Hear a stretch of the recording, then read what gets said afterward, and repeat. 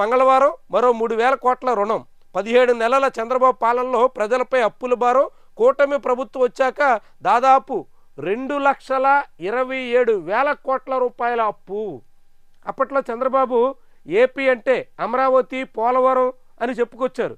కానీ ఇప్పుడు ఆ అంటే అప్పులు, ఆ అంటే ఆంధ్ర, అప్పుల ఆంధ్ర అన్నట్టుగా మార్చేస్తున్నారు.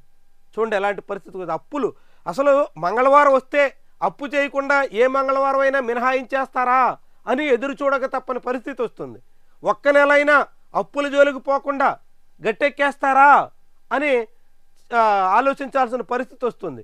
ఇంతగా అప్పుల పరంపర నడుస్తుంటే సిబ్బందికి మాత్రం సకాలంలో జీతాలు ఇస్తున్న దాఖలాలు లేవు.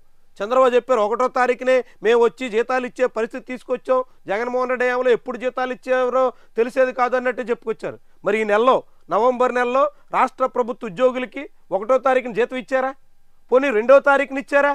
3, 4వ తారీఖులు గడిచిపోయినా సరే అనేక మందికి జీతాలు రాలేదన్నది మర్చిపోయారా? అప్పులేమో పెద్ద అప్పుల కుప్ప పోగేస్తున్నారు, భారీగా అప్పులు చేస్తున్నారు. అప్పులు తెచ్చే ఆఖరికి సిబ్బందికి జీతాలు కూడా సకాలంలో ఇవ్వలేకపోతే 1వ తారీఖున ఇస్తానని చెప్పిన జీతాలు 4వ తారీఖు నాడు కూడా ఇవ్వకపోతే ఏమనాలి? ఆంధ్రప్రదేశ్లో రాష్ట్ర ప్రభుత్వ ఇరిగేషన్ శాఖ సిబ్బందికి 4వ తారీఖు కూడా జీతాలు క్రెడిట్ కాలేదు.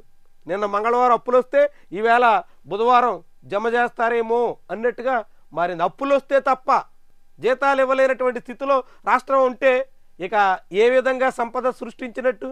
సంపద సృష్టిస్తాం. జగన్మోహన్ రెడ్డి అయితే అప్పుల మయంగా మార్చేస్తున్నారు. రోజు ఇలాంటి అప్పుల గురించి ఆంధ్రజ్యోతి, ఈనాడు రాయని రోజు లేదు. మంగళవారం అంటే అప్పుల వారం అయిపోయింది అన్నట్టుగా జగన్మోహన్ రెడ్డి ఏమో రోజు రాసుకొచ్చారు. మరి ఇప్పుడు ఎందుకు మౌనంగా ఉండిపోయారు? జగన్మోహన్ రెడ్డి చేస్తేనే అప్ప, చంద్రబాబు చేస్తే దాని రుణ సమీకరణ లేదంటే సంపద సృష్టి ఇలా ఏదో పేరు పెట్టి సరిపెట్టుకోవాలనా? ఏమనాలి దీన్ని? ఆ ద్వంద్వ నీతి ఏంటి? అయిన వాళ్ళు ఉంటే ఒకరా, కాని వాళ్ళు అయితే మరోలా. ఇది ఎక్కడి కథనాలు? అప్పుడు సాక్షి కూడా రాయలేదు. జగన్మోహన్ రెడ్డి అప్పులు చేస్తున్నప్పుడు సాక్షి రాయలా. ఇప్పుడు రోజు సాక్షి అప్పుల వ్యవహారాన్ని ప్రస్తావిస్తోంది. ఈ మీడియా ధోరణి మనం అర్థం చేసుకోవాల్సింది.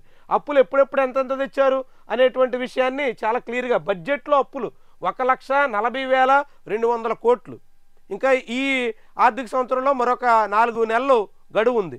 అంటే ఆర్థిక సంవత్సరంలో ఒక్కొక్క బడ్జెట్లో మనకు దాదాపు 75 నుంచి 80,000 కోట్ల రూపాయలు అప్పు చేయాల్సి ఉంటే మొత్తం బడ్జెట్ అప్పులన్నీ పూర్తిగా 100% అప్పులు చేస్తూ మళ్ళీ అదనంగా అప్పులు తీసుకొచ్చేదానికి కార్పొరేషన్ని ఆశ్రయిస్తున్నారు. కార్పొరేషన్లో మొత్తంగా 55,383 కోట్ల రూపాయలు. ఇవి కాకుండా రాజధాని పేరుతో అప్పులు, అమరావతి కోసం అంటూ ఇప్పటికి 31,000 కోట్ల రూపాయల అప్పు. నిన్న మళ్ళీ ప్రపంచ బ్యాంకు అంతా కలిపి 32,500 కోట్ల రూపాయలకి అంగీకారం తెలిపారు. అంటే దాదాపుగా 62,000 కోట్ల రూపాయలకి అప్పులు చేరిపోతున్నాయి.